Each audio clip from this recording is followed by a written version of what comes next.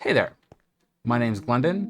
Welcome to my 10,000 day Minecraft Forever world, and part 5 of the world tour. This should be the real final part of the world tour. I recorded the intro last, so I know it's true this time. Part 4 of the world tour ended abruptly. As I was giving a tour of my flower and dye farm district, I noticed my wither rose farm was malfunctioning, and my world tour turned into an impromptu wither fight. So let's pick up where part 4 ended. So we're about 3,000 some blocks out in the nether, and it translates to 27,000 blocks in the overworld. And this is my flower forestation. Alright, you may be asking yourselves, why did I come out 27,000 blocks just for a flower forest? Because they're not a rare biome. The answer is I was looking for 3 biomes in very close proximity, and that would be a flower forest, a river, and a swamp. And the reason I wanted that is I wanted to make a farming district that harvested all of the flowers in the game, plus all of the dyes in the game. And so you needed a swamp for the light blue orchid. I guess it's just a blue orchid, but you get the light blue dye from it. And you need a river to get the squid ink sacs. So let's swoop down there and I will begin showing you my farms. Most of the farms are underground, but I have big plans on decorating the overworld here, and specifically the flower forest. And you can kind of see some of the flower coverage that I have started. The decoration is basically a hobbit village. So you can kind of see a few completed hobbit holes here. We have one here with the cherry blossom wood. The hobbit hills are hiding farms. Each hobbit hill is a flower farm. If you go in, it'll take you down, and you'll see basically a shifting floor flower farm. So just let me use cheetah cam here. So you can see here where basically the grass will shift back and forth between these pistons as it's bone mealed, which it creates a lot of flowers. And when you turn it off, everything gets flushed down and put into an item collection system. So there's a few components here. The farm is actually controlled from a central control panel. So I have one of these farms for every flower that can generate in the flower forest plus the swamp. So each farm is specifically located to produce one flower and only one flower.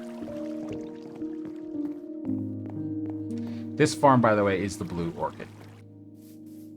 We have another hobbit hole finished over here. We do have a path kind of mapping out all the hobbit holes. A little bridge up there.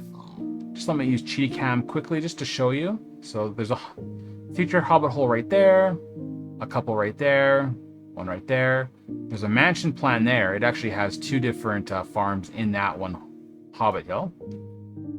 That hobbit hill actually hides a cactus farm, 2 more hobbit hills there, and 2 more there. And one over there that hides a sea pickle farm, I believe.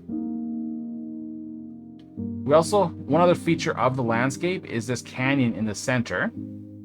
And I have completely decorated it with flowers. And we have a waterfall falling down it as well.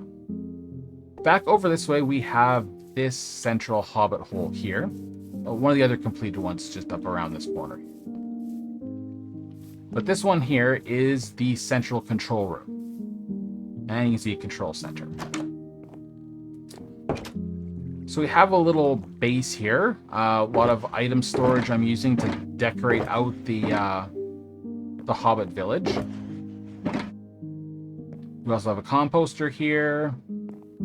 Small little smelting station, and a bed. But on the back we have a drop chute, and with this we go to the central control panel. From this spot right here, I can control every flower farm in the flower forest. The top row of lights indicate that they are supplied with bone meal and ready to go. Flipping any one switch will turn that light on and start the farm. Putting bone meal in here will resupply the farm with bone meal. I also have this panel over here to turn on a giant bone meal farm as well. So again, let me use Cheaty Cam just to show you the maze of redstone lines and tunnels that I have created to connect all of these farms. And there are a host of other farms in this district as well, including a super-smelter.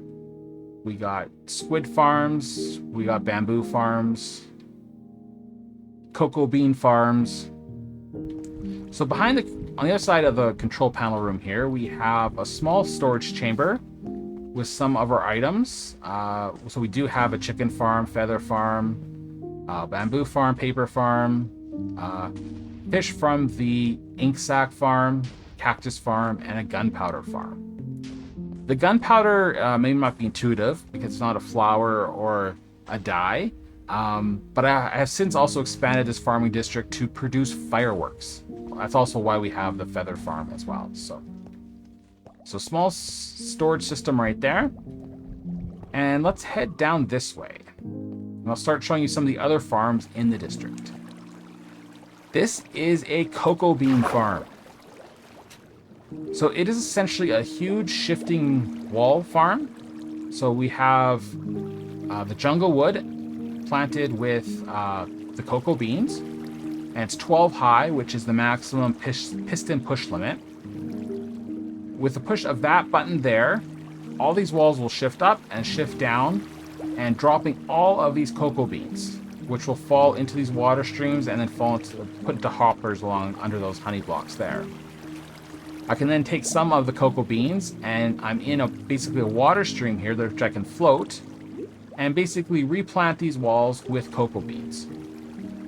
The farm is big enough to produce one shulker box of cocoa beans in one harvest.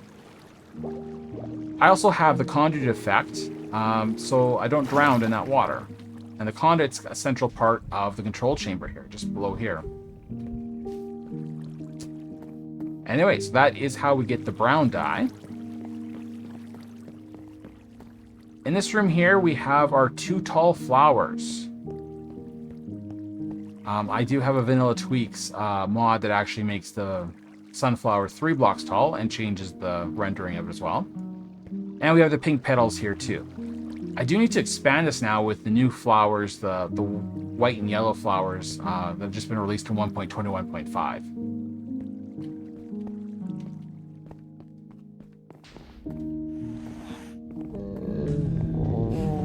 We will come back to that staircase in a second. Through this panel here, actually, you know what? Let's do this in a different order. Let's go up here first. It'll be easier to explain. Up here, we have a sniffer farm. And I don't know why they like that side of the room more often than anything else. So we have a dozen or so sniffers, which are harvesting seeds for us. And we have a few allays, which are collecting the seeds for us. And the allays will drop them around this note block here. So under the sniffer farm, we have the collection system here. Here is the note block where the allays will drop the items. And I've worked out these hoppers and hopper minecarts so that the allays actually have a 3x3 space where they can actually, if they drop their seeds within that space, the items are just instantly collected. And we have an etho hopper clock here timing the whole thing. The seeds are dropped down there and they are collected into the central collection system. Over here we have a farm to harvest the seeds, both the torch flower and the pitcher pod seeds. So if we give the seeds to those villagers and turn on the farm, they will actually plant it in some farmland, and the farm will harvest the flowers.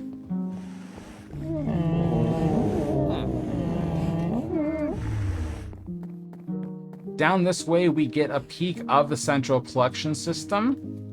It is massive, but we'll take a look when we come around from the other side.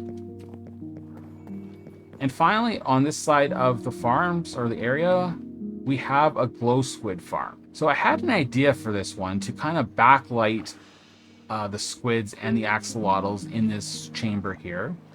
It doesn't work quite as well as I wanted it to, but essentially you have a dozen or 16 or so axolotls swimming around and harvesting the glow squids. And basically the glow ink sacks will just float up and be deposited into our central collection system. All right, we will go back around here and up this staircase.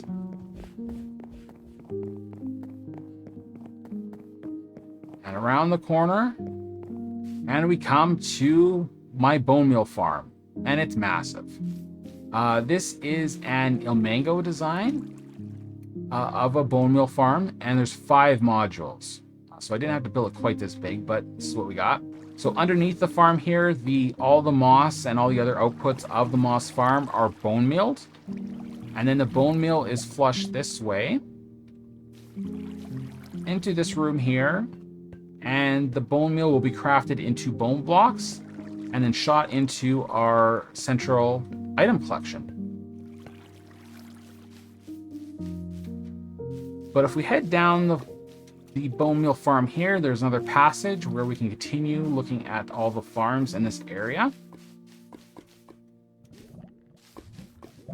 And through this door here, we have a window into the cactus farm. So it's a very generic cactus farm, just give you an idea of the size of it here. And that produces our green dye. I have plans actually to build now the cactus flower farm over on this side. That's a future project. Through here we have our bamboo and sugarcane farm. So the bamboo is powering a super smelter, which we'll see in a bit. The sugarcane is for the fireworks. This is the same Tango Tech design that exists under my main base. However, this one is just much, much larger. I think my main base, there are 12 modules, and I believe there are 75 modules here. Over around this way is the sorting system. So all the outputs of that farm are sent this way. And the bamboo, I believe, is sent there into our super smelter. And the sugarcane is crafted into paper and sent to our central item collection. And if we continue along this way, we get to the central item collection.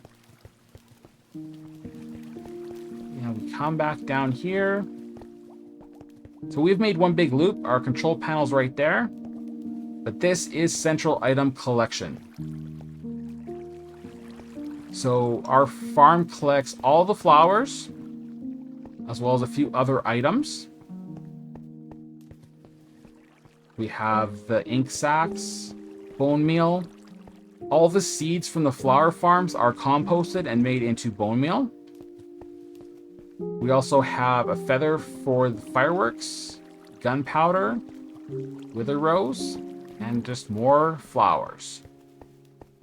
Cactus, fish from the glow or the squid farms, paper from the sugarcane farms. Each one of these item sorters is 3 item sorters feeding into one shulker box loader. When the shulker box is full, it is spit out into these hoppers and down into this barrel. That light will come on, notifying me I have a full shulker to collect and put into my storage system. Over in this direction, we have the super-smelter. Now, it's going to be hard to look at this one. This is my biggest super-smelter. Under my base, I have 5 arrays of 16 furnaces. This one super-smelter is something like 430 some furnaces. It's actually quite fast. So let's go up top and I'll briefly explain how it works.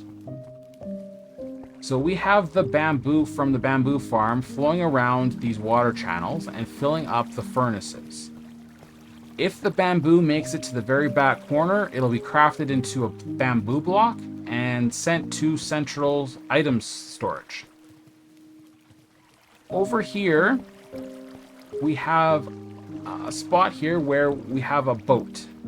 So I can put a full 27 stacks of items in this boat. The hoppers here will separate or send the items to 8 different hopper minecarts. I will demonstrate the super smelter with this box of netherrack. So basically just take the netherrack up, put it into this boat with chest, and the items will be sorted into these minecarts with chests. So we'll just wait for the items to be distributed. Alright, the items have been distributed. To demonstrate how fast the super smelter is, once I press this button, I'll make no video cuts until the smelting is complete. And here we go.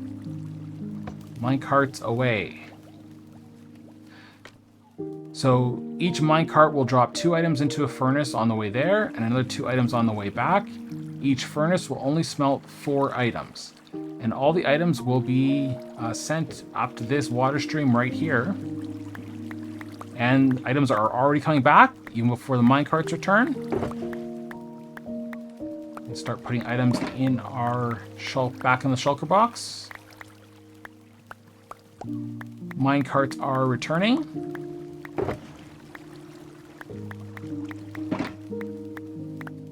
Alright, all minecarts are back. And items are coming in fast.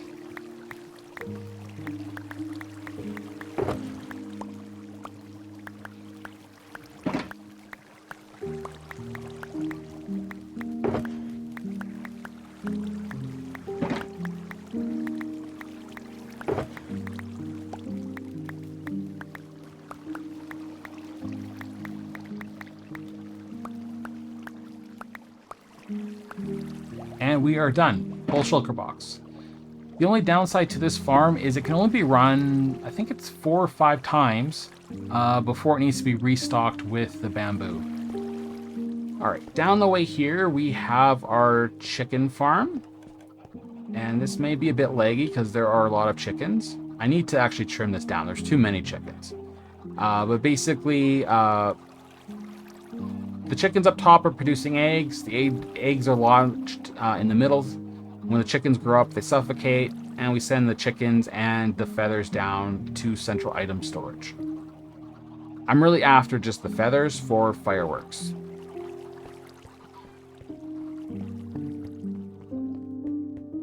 And the last farm in this area is a wither rose farm.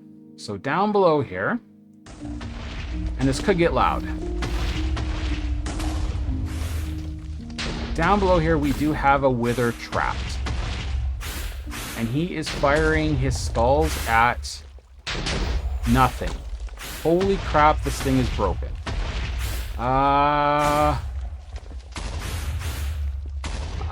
It just broke too.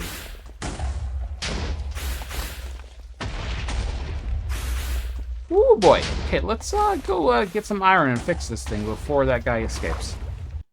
Alright, editing Glendon here. I got stressed out and forgot to commentate, so I'm going to get voiceover for the next little bit. So I'm trying to build an iron golem, and I'm doing it badly, as you'll see in just a moment. And yeah, that doesn't work. So obviously the had to be a bit higher, so here I'm correcting it.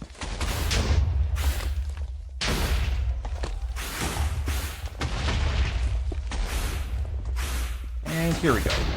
We get a golem, and he's almost instantly hit. So I start cleaning up here. Take that block out, and he drops right in. But at this point, I noticed the magma and the soul sand were kind of removed here and not directing the wither skulls properly, so I was trying to correct it here. But it was almost too late. I missed it in real time here, but the wither's actually targeting me right now, and I'm not noticing it.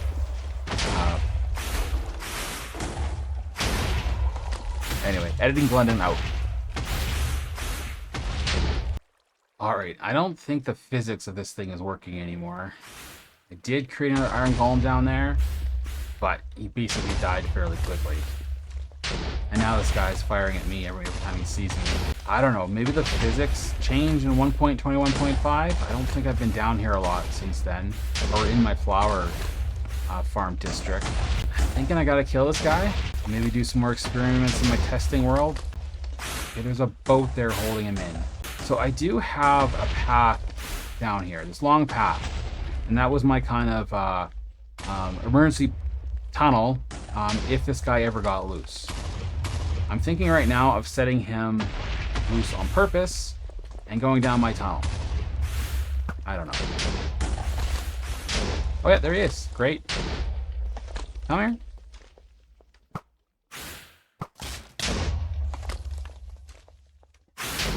Where is he? Where is he?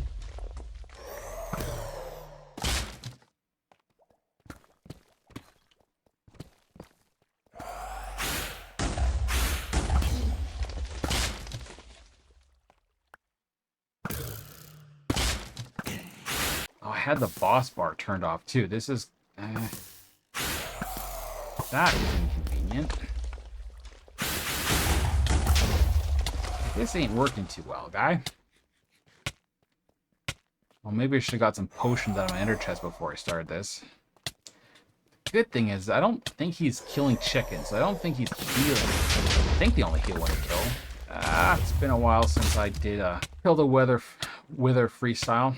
I'm usually a fan of cheesing it under the end portal. Ah! Okay, come on. So much for this tunnel method. Ah! Okay, I gotta heal up.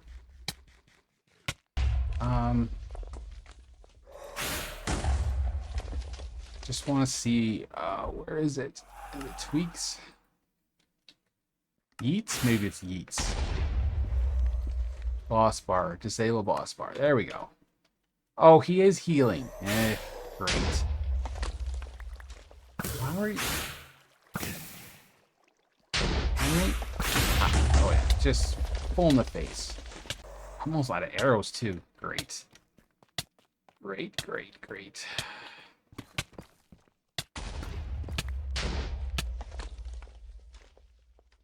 We need to restock here.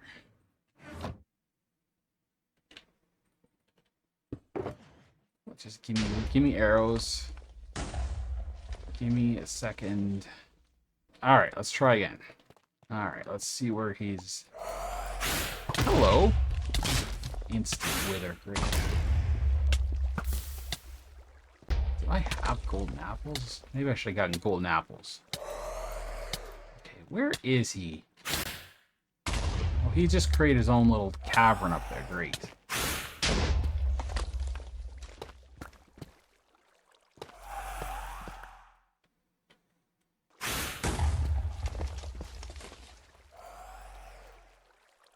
Come on, buddy. Oh, yeah, instant wither to the face. Why'd you come down? I need to get out of here. We need to regroup. Regroup. Do I have to literally mine my way out? Alright, editing Glendon here. I got stressed out here and forgot to commentate, so there's going to be voiceover for the next little bit. I've just returned from my main base, and I've stocked up on potions and milk and golden apples, and we are ready to do battle with the Wither. And I don't see him here, and I get a Wither because of it. It turns out it's much easier to defeat the Wither when you are properly prepared.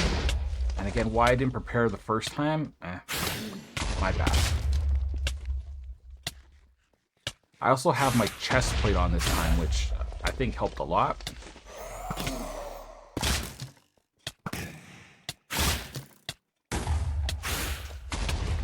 But this Wither fight did go a whole lot quicker once I was prepared. The most difficult part was just the arrow phase here where...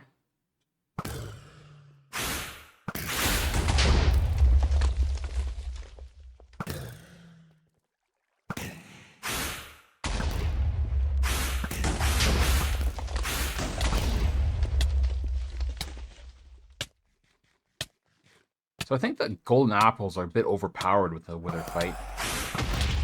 I'm not sure why I never used the potion or the milk here. Alright, arrows are rebounding, but I didn't pick up on that. I think I shoot one more arrow and it comes back at me. Alright, now we get the sword. And Smite 5 sword, just like butter. Look how quick that is. Quick and easy. Alright, editing Glendon out. Oh boy. Well done. I think I forgot to commentate on any of that. Oh, I gotta go get those chickens. Ah, you guys.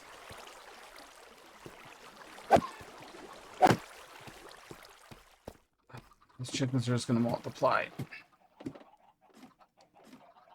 Alright, gotta get the chickens. Ugh.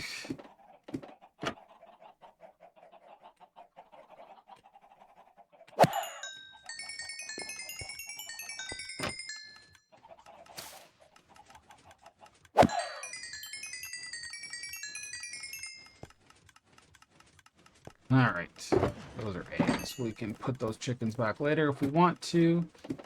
I'm not sure I want to. You. Oh. What a mess. What a disaster.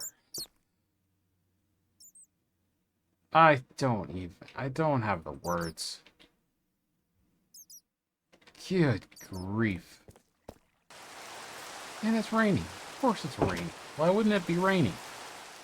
It has been a few days since the wither incident, and I have made some repairs to the room here, filled in some of the holes that the wither made. I have decided that I will rebuild the wither farm, but not right in this spot. One of the downsides of having the wither farm right under the main farming district was you got the kind of wither fog effect that made everything gloomy up top. And I never liked that. It was a real downside that I never found a way to turn it off. But I still need a wither farm for my flower district if I want to farm all of the flowers. So I will likely build it out in the swamp, a fair distance away, and maybe load it with chunk loaders, so that I still get wither roses, but without the wither effect. And with a little bit more distance, it'll be a little bit safer to have a caged wither. There are a few other farms out here in the overworld that I have not yet shown you. The first of which is over here. If I can find it, I believe it's in here. And down we go. Alright, and here we have the Sea Pickle Farm. It is based on a design by Cubfan135. I have modified it slightly, but basically pistons will push up the core blocks up and down, while the core blocks are also being bone mealed, and essentially sea pickles will flow into these hoppers here and out through the collection system. The only good way to view the gunpowder farm is using Cheetah Cam. The central item storage is right above us, and here is the gunpowder farm. There are 7 layers, and at first it's just your standard creeper farm. You have the carpets here preventing spider spawning, trapdoors above to prevent zombie and skeleton spawning. Your creepers will spawn out here, and they are attracted to the snow golems. So the snow golems will actually pelt the creepers with snowballs. The creepers will come up here to try to explode the snow golems, but they will drop down there. And basically at the bottom is just hoppers collecting the gunpowder. And it's basically spit out into the central item collection. So another farm is below us right now, and there is actually a river biome that flows through here. It didn't actually render, but it is a river biome. I had to fill in a little bit over here. That water there, though, is savanna. And this river biome provides us our squid ink sacs. So in this unfinished hobbit hole here, we just drop down. And there we have our squid farm. This farm is powered by axolotls, similar to our glow squid farm.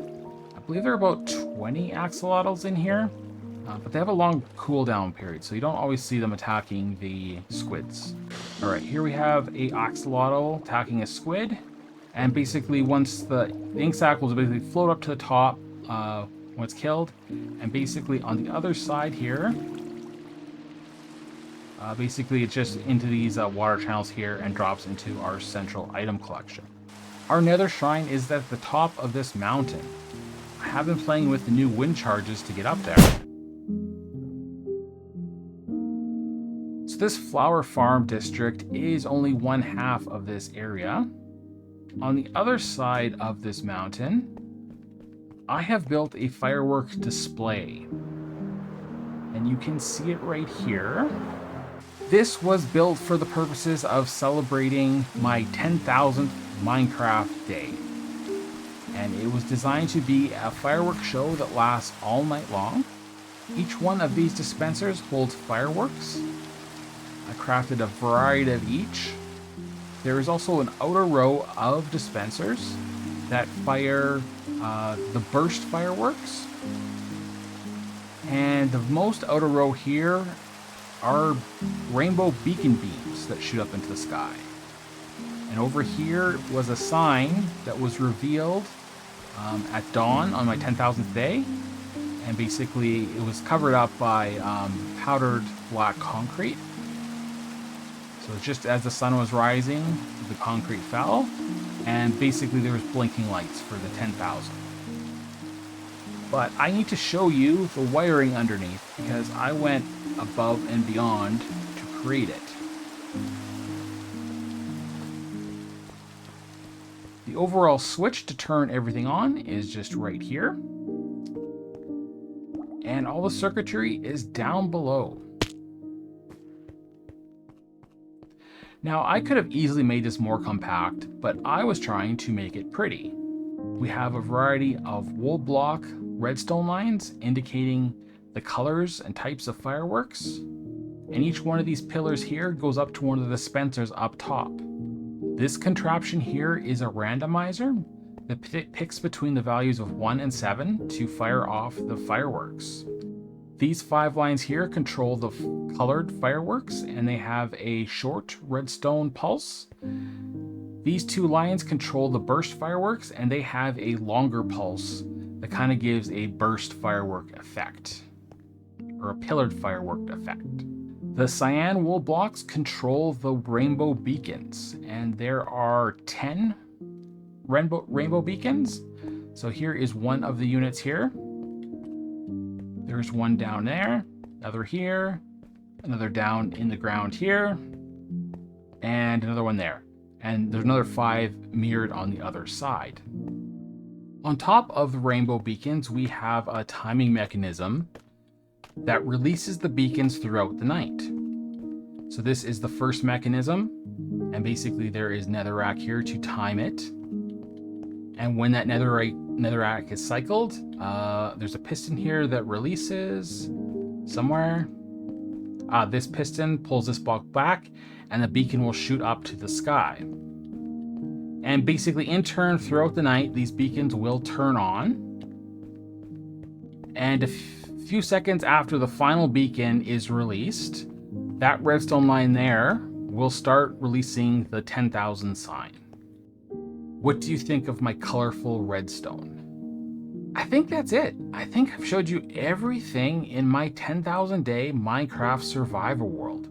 It's only taken 5 episodes, so you can get quite a bit done in 10,000 days.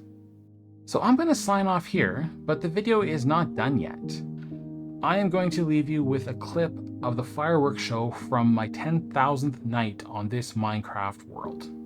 I hope you enjoy, and until next time, we'll see ya.